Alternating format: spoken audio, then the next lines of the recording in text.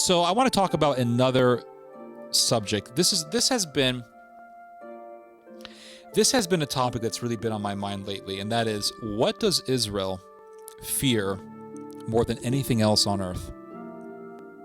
Have you guys ever thought about that? Now, a lot of people would just say, well, of course, it's a nuclear-armed Iran. And I would say that that is a fair answer, but I will also say that it is not a sufficient one.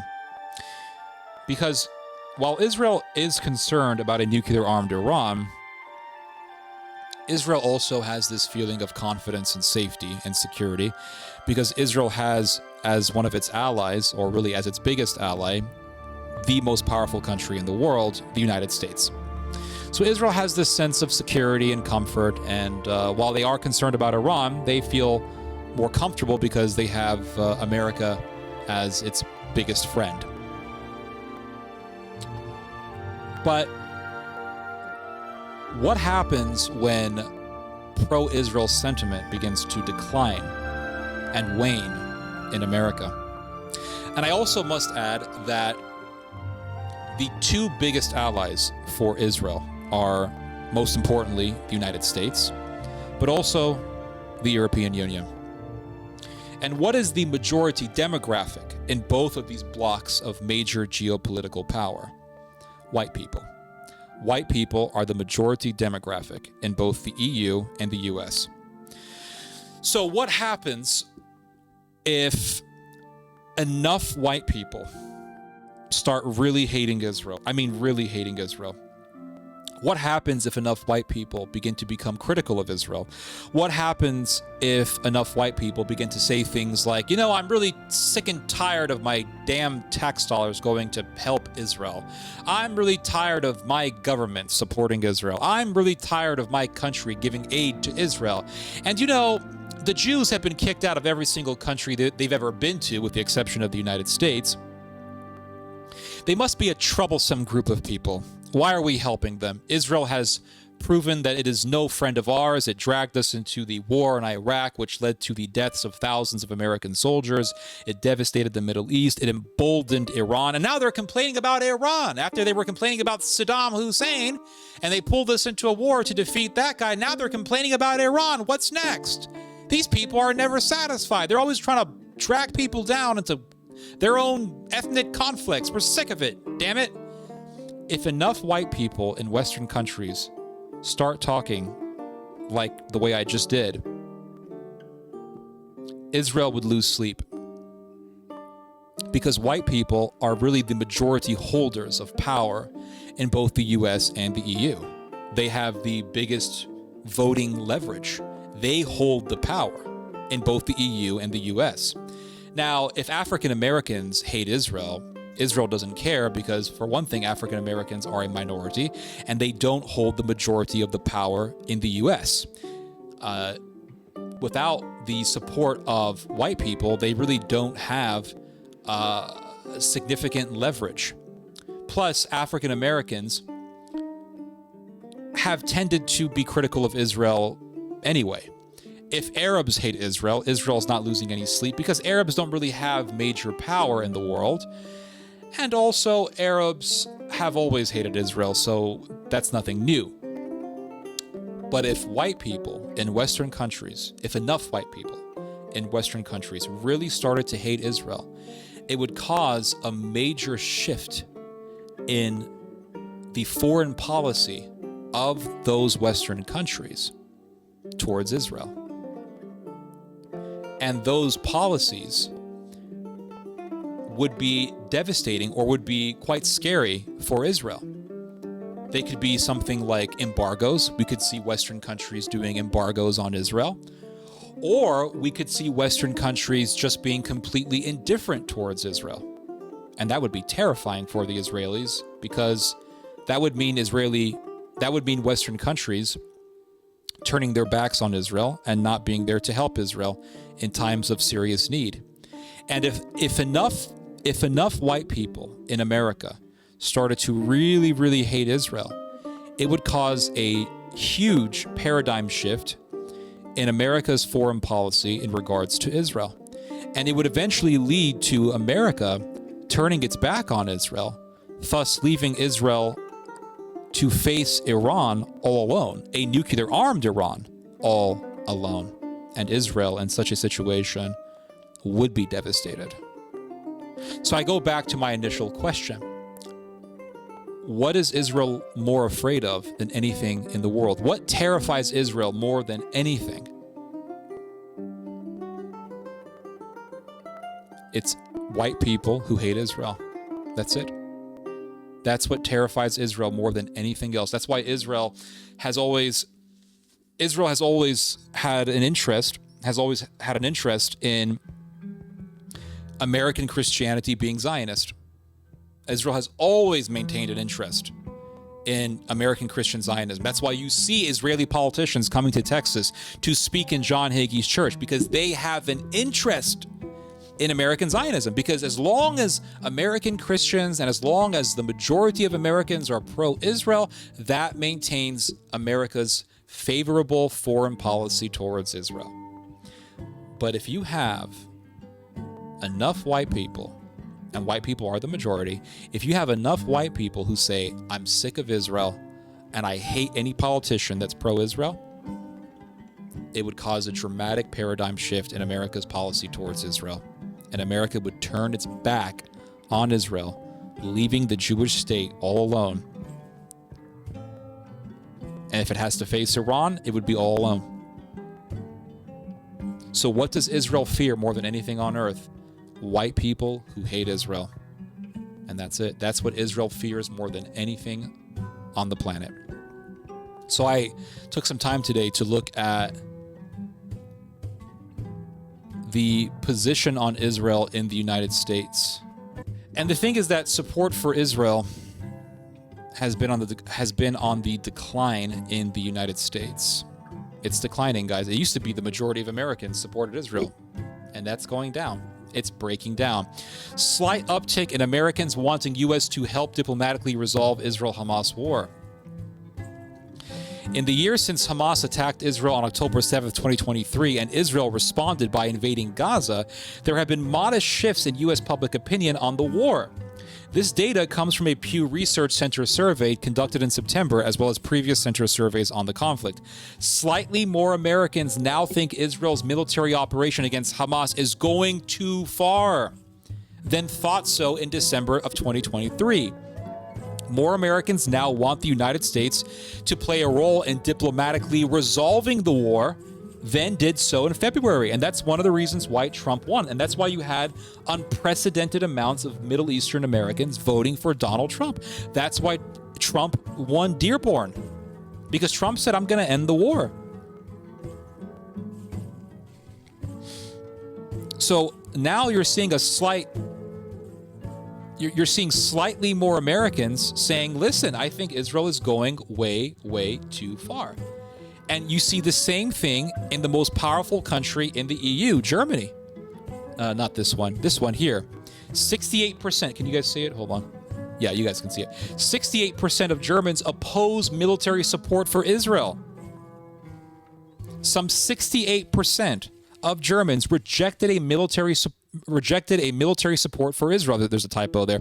Should the war spread to Lebanon or Iran, according to an opinion poll released by public broadcaster ARD on Saturday? Some 57% of those questions said Israel's military response to the Hamas attacks on October the 7th has now gone too far. So we're seeing this trend in Western countries where more and more Westerners are becoming critical of Israel. Now, it used to be that people in Western countries who were critical of Israel were mainly ethnic minorities, right? The Middle Eastern people living in Europe, Middle Eastern people living in America, African Americans, Hispanics. These people tended to be the ones critical of Israel. But now you're seeing more and more white people becoming critical of Israel. And the support for Israel that Israel has been enjoying in Western countries for decades is starting to wane. It's starting to go down. And this terrifies Israel more than anything on earth. Because if they lose the support of the majority demographics in both the EU and the US, these Western countries will eventually turn their backs on Israel. And if that happens, Israel will be left to deal with a nuclear-armed Iran by itself.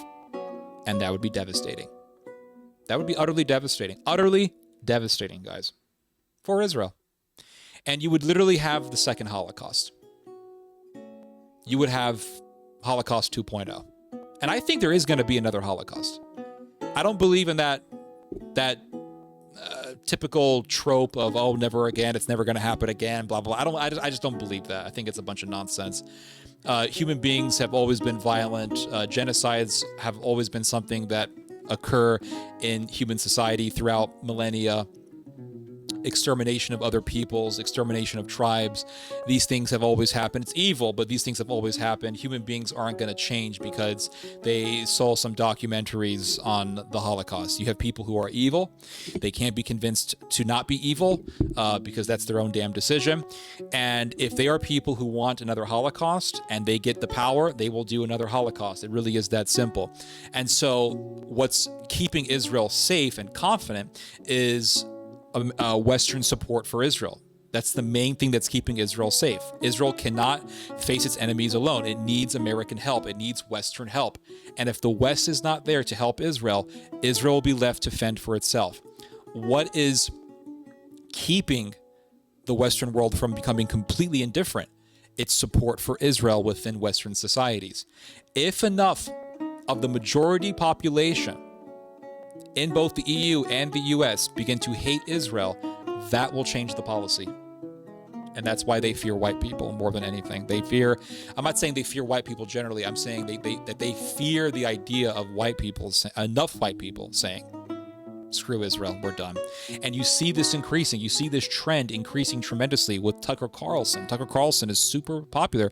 And what's one of the things that he's been saying? To hell with Israel. I don't want my kids to go out and die for Israel. I don't want this interventionism for the sake of Israel. I don't want it. And that voice is no longer a fringe voice. That voice is now becoming the mainstream voice. And if you're going to be talking like a neocon saying, oh, we have to go in and help Israel, we have to militarily support Israel, or we have to give military aid to Israel, that position is becoming endangered. Same thing with Germany. Germany, because of the Holocaust, Germany feels like it has an obligation to help Israel. Understandably so. That is understandable. You almost exterminated the Jews. So if you're going to be anti-Israel, that's not going to look good for you. It's just not. So you have an obligation to show your support for Jewish people because you almost exterminated them. But what's happening in Germany? There's a complete change in people's thinking that's taking place right now. There's a transition that's happening. It's unreal. Where you have a lot of Germans coming out and saying, I am tired of being blamed for the Holocaust. I am tired for shouldering the sins of my grandfathers and our grandfathers and our great-grandfathers. I want it to stop. I am not going to be blamed, or I am not going to be connected in any way with the Holocaust. I refuse to, because I am not those people. I am not my grandfather. I am not my great-grandfather. We are not those people. And so they want to eschew and throw away the mainstream narrative of the Holocaust that has been observed in Germany for so long. And when that happens, you watch, the Germans will become indifferent to Israel, indifferent to Israel's concerns. They're not going to care. And let's not forget, it was the Germans who were pushing for maintaining commerce with Iran. Regardless of the fact that Iran wants to go nuclear and destroy Israel, it was the Germans who said that Iran should be allowed to have nuclear weapons. Yeah, you can look into this. The Germans have had a history of being in cahoots with the Iranians. So that's still there. So that antagonistic spirit towards Israel is there in Germany. And that anti-Jewish sentiment that is rooted in Nazism, it's still there, lingering about within the society. Not saying all Germans are this way, but I'm saying that it is there nonetheless, and it does have its followers, and it has its acolytes. And it's rising. It's rising up. And when you see a mainstream politician bashing the fact that there's a Holocaust memorial in Berlin, and he is one of the leaders of the biggest far-right party in Germany, which is now getting double digits in electoral popularity. I'm talking about the AfD party. you know there's a major shift happening in German society, and it's not for the better, it's for the worse. This is not good, guys. This is not good. And check this out. This is also very interesting. Let me see if I can find it. How do Dutch people feel about Israel? Very interesting, because they recently had violence there. They had a bunch of violence there last week, in which you had some Jewish Israeli hooligans starting trouble in the Netherlands, and there was violence, and violence broke out. And then you had North African soccer fans or whoever they were beating up Jewish people and walking up to people saying, "Are you Jewish? Are you Jewish?" It was pretty nasty. And so I thought, okay, what do Dutch people think about Israel? Well, check this out. Almost half of Dutch voters say the government should take a tougher line against Israel, according to research by Ipsos I&O, on behalf of the Volkskrant. Of the representative sample of 968 people questioned, 47% say the 47% say the Netherlands should be more critical of Israel. 9% say the government should be more supportive, and 16% accept current policy. Over a quarter have no opinion. So, antagonism or criticism towards Israel has grown tremendously in popularity in the Netherlands. The percentage of people calling for a more critical approach has remained virtually unchanged since Israel began its counteroffensive following the October the 7th attacks, he told the paper. A majority, now check this out. How do people within their respective parties, members of particular political parties in the Netherlands, feel about Israel? Look what it says here. A majority, 55% of NSC and 48% of VVD voters want to see a more critical approach. Now, you may be saying, well, what about Geert Wilders' party? Because Geert Wilders is the big Zionist in the Netherlands, and he's got the most popular right-wing party in the Netherlands. He's got dozens of seats in the Dutch parliament. And it says here that even within the far right, PVV, that's Geert Wilders' party, and even though Geert Wilders is a staunch ally of Israel, 30% would like to see more criticism of Tel Aviv. So 30% of Geert Wilders' party, who's a Zionist, Wilders is a hardcore Zionist, 30% of the people who voted for his party are critical of Israel, according to this poll. So basically, they just voted for Geert Wilders because they're tired of mass immigration from the third world. That's it. They didn't vote for Geert Wilders because, oh, he's pro-Israel and I'm pro-Israel. No, a lot of these people are critical of Israel. They just voted for Geert Wilders because he's going to help stop the excessive mass migration from the third world into the Netherlands and into the Netherlands. So that tells you something. There's a big shift that's been going on in the Western world, and that terrifies Israel.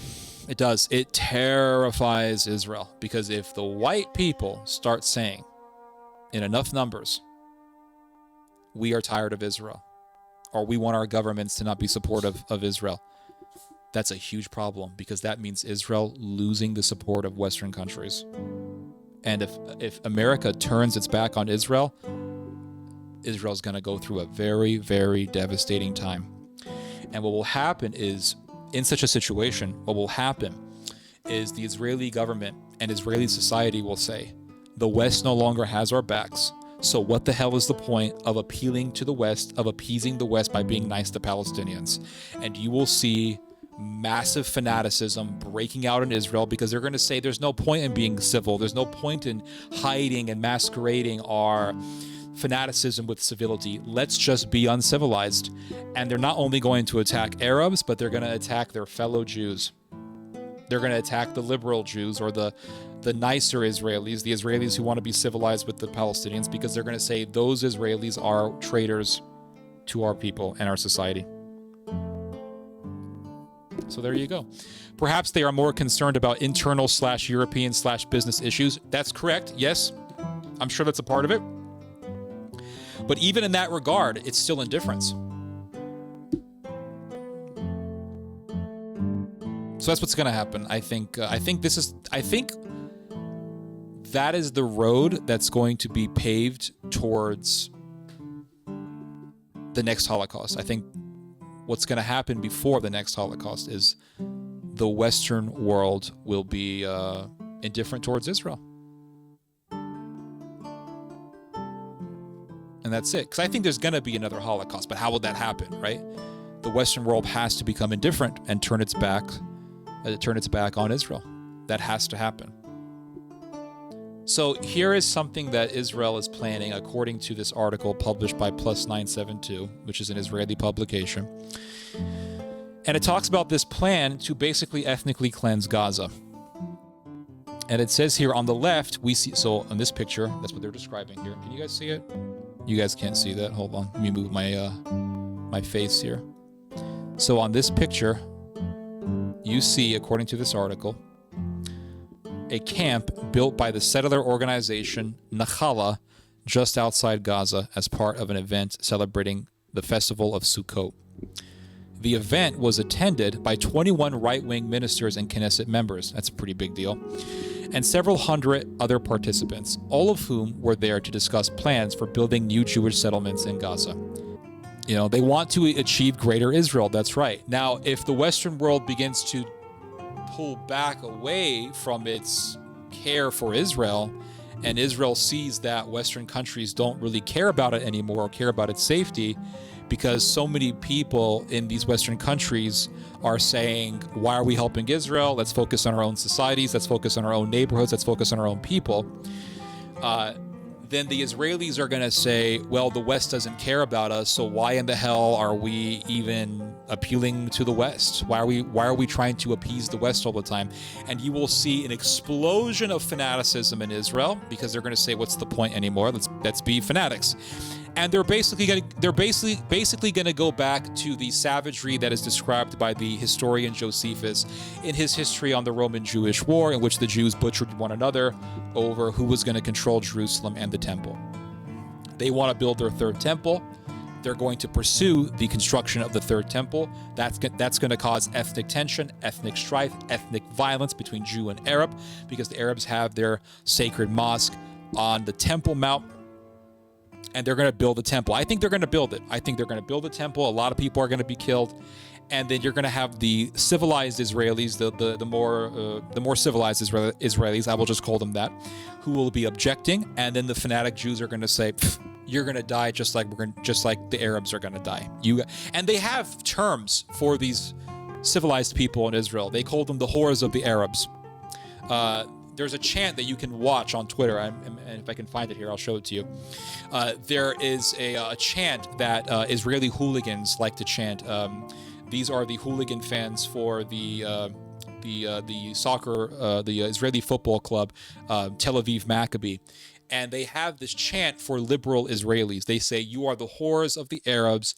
We will kill you. We will drink your blood. We will take your women, and we will rape them. Yes, you can actually watch this. They actually sing this in their chants.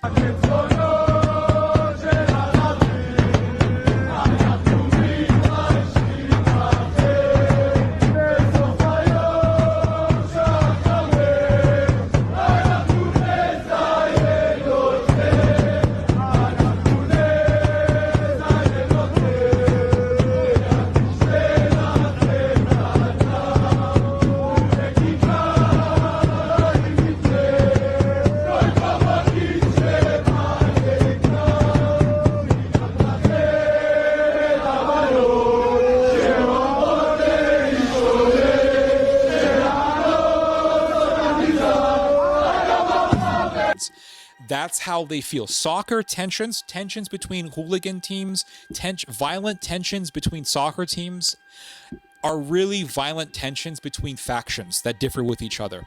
Different ideologies, different political groups, different political factions. Soccer is a medium by which to express that anger. That's what soccer is there for. Soccer is there to express regional rivalries, regional tensions, religious tensions, political rivalries. That's what soccer does. It's a medium by which to release rage against other people. That's what soccer is there for. And so, for example, you have in Great Britain, you have one team that is considered to be the team for the Catholics, and then you have another team that's considered to be the team of the Protestants. I don't remember which teams. I think it was like Celtic was the Catholic team. I don't remember. But anyway, the rivalries between the fans of these two teams is not just a rivalry over who's going to win the game. It's a rivalry over religious differences. And so when both of these sides, when both of these factions are rooting for their respective teams, they're not just rooting for their respective teams to get the most goals, they're rooting for their ideology. So when you see right-wing Israelis singing before a soccer game about how we're going to kill the other side and we're going to rape their women and we're going to drink their blood, they're not just saying that in the spirit of soccer sportsman rivalries. They are singing that because they really mean it, because they really hate that other side. But because there's laws, they can't do what they want. So they use the medium of soccer to express and to release their bent up rage. If you see Croatia play in soccer, you can see this on YouTube, Croatia versus Ukraine. There were no Serbian players there. There weren't Serbian fans there. There were Croatian fans and there were Ukrainian fans. And what were the Croatian fans singing? Kill, kill Serbs. Kill, kill Serbs. Is it really just about a guy kicking a ball into a net? No, it's not. Soccer is simply a representation, or it's simply used as a medium for their ideological rage and their violent, sanguinary fury. They use soccer as a medium, but that's not what the ultimate goal is. Their ultimate goal can be seen in their own chants. Kill, kill Serbs. When you have Serbian soccer players, what do they sing? When you have Serbian soccer fans, what do they sing? Albanians to the slaughter. Yes, I'm not going to sit here. Oh yeah, listen, I'm sympathetic towards the Serbs, but I'm not going to sit here and blow smoke up your ass because you're Serbian. I've seen it before. You have Serbian soccer fans singing Albanians to the slaughter. Is it really? Oh, it's just soccer. If it's just soccer, then why are you singing Albanians to the slaughter? Why are you singing kill, kill Serbs? Because soccer is a medium by which to unleash and to express violent, bloody rage. So you see the same thing in Israel, not just between the Jews and the Arabs, but between the Jews themselves, between liberal Jews and right-wing Jews. And the liberal Jews are a lot nicer. I don't see liberal Jews saying, we're going to drink your blood. I see the right-wing ones singing that. So going back to the article here, the Plan for Gaza. The Plan for Gaza, everyone. Crazy times, I'm telling you. So it says here, joyful Jewish settlers sanctifying the new land that the army has cleared for them. They want to take the land, right? They want, prime real estate. But the story of what is happening right now on either side of the Gaza fence revolves around what has come to be known as the General's Plan. The General's Plan, you guys can't see this, let me move it. The General's Plan, guys, published in early September, has a very simple goal: to empty the northern Gaza Strip of its Palestinian population. The plan itself estimated that about 300,000 people were still living north of the Netzarim corridor, the Israeli-occupied zone that bisects Gaza, although the UN put the number closer to 400,000. During the first phase of the plan, the Israeli army would inform all of those people that they have a week to evacuate to the south through 2 humanitarian corridors. In the second phase, at the end of that week, the army would declare the whole area a closed military zone. Anyone who remained would be considered an enemy combatant and be killed if they did not surrender. A complete siege would be imposed on the territory, intensifying the hunger and health crisis, creating, as Professor Uzi Rabbi, a senior researcher at Tel Aviv University, put it, a process of starvation and extermination. So now you know why a lot more people are becoming critical of Israel, because of bullshit like this, because of evil like this. Ethnic cleansing, everyone. The lip service to humanitarian law falls flat when considering that the man spearheading the plan, Major General reserve, Giora Island, has spent the past year calling for collective punishment against the entire population of Gaza for treating the enclave as if it were Nazi Germany and for allowing disease to spread as a step that will bring victory closer and reduce harm to IDF soldiers. After rattling off like that for 10 months, he recognized an opportunity. In consultation with a number of shadow advisors to whom he will return to pilot an extermination plan in northern Gaza. So this guy, Giora Island, he's literally talking about Malthusian methods of killing people. So Thomas Malthus was a British Anglican bishop who wrote a book about population control. He basically began the whole ideology of population control, at least in modern times. And he said that there are ways that you could indirectly kill people in order to reduce the population. And Malthus believed that there are certain people who are sort of, they're pulling the gene pool back. They're holding back the gene pool. And he said that these are the poor people. So we need to kill off the people who are poor and thus inferior through indirect killing policies. And so Malthus stated that alleyways should be made narrower, more narrow. That way people would be forced to walk closer together and disease would thus spread faster. He also said that water should be purposefully allowed to become rancid, to become infected with disease, so that disease would spread amongst the poorer classes. And this is what Malthus taught. He said that by allowing these people, or by indirectly murdering these people, the human gene pool will be better. Basically the makeup of human society would become purged of inferiors. Charles Darwin actually took Malthus's idea and he expanded it and invented the theory of evolution, because he said, well, if weaker people dying makes humanity more evolved, then that is the process of evolution. If weaker people dying makes humanity better, then for centuries or for millennia, evolution has been going on. The process of evolution has been going on by inferior people dying, thus purging the gene pool of weak and inferior genetics and continuing the process of human evolution. Anyway, that's a different topic. So you have people in Israel saying we need to apply this sort of policy of allowing disease to spread to allow more Gazans to be killed. And that is, it's a Malthusian policy. You're seeing it in real life, folks. You're seeing it right here in real time. It's pretty evil stuff, but this is the island guy. This guy looks evil. This is why a lot more people are becoming critical of Israel. For Palestinians in those areas, these things looked rather different. The army attacked residents in their homes and in shelters with airstrikes, artillery, and drones, while soldiers moved from street to street, demolishing and setting fire to entire buildings to prevent residents from returning. Within a matter of days, Jabalia had turned into a vision of the apocalypse. It's just like that movie, Children of Men, in the last final scene where you have that prolonged cut scene, or that prolonged scene where the guy is running through this refugee camp and people are being killed and dying, explosions are going off, and they're just killing the refugees. It's such a horrifying scene because it's so much so based on reality. You're seeing that scene in reality. It's crazy.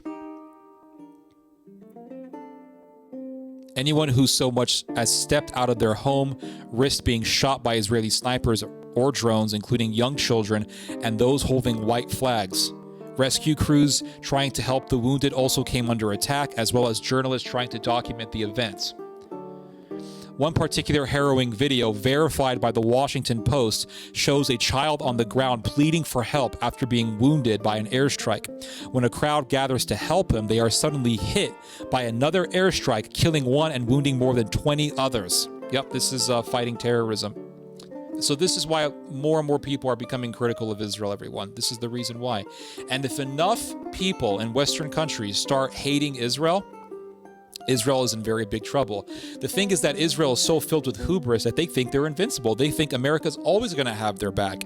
And what they don't understand is that the tide is changing. People are becoming more and more anti-Israel. More and more white Americans, who are the majority of the American population, are becoming anti-Israel.